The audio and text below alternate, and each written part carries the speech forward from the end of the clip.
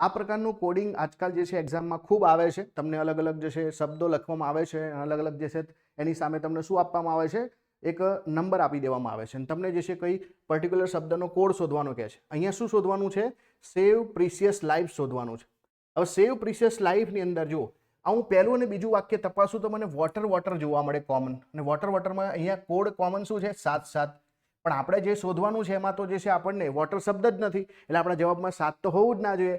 તો આ 7 આ પણ ના આવે, આ પણ ના આવે, આ પણ ના આવે, તો જવાબ શું આવશે? 6 4 3 આવશે. આ ડાયરેક્ટલી તમે આવી રીતે જવાબ શોધી શકો. બાકી તમારે સેવનું શોધવું હોય અને તો અહીંયા પહેલા જે છે લાઈફનું શોધીએ. તો લાઈફમાં કોમન શું છે? 6 કોમન છે. તો ચલો આ લાઈફનો શબ્દ થઈ ગયો.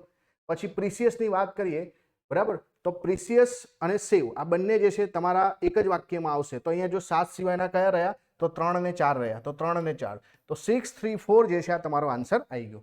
તો બંને રીતે કરી શકાય, જે તમને શોર્ટકટ લાગે, જે તમને મગજમાં ઉતરે એ પ્રકારે કરી શકાય.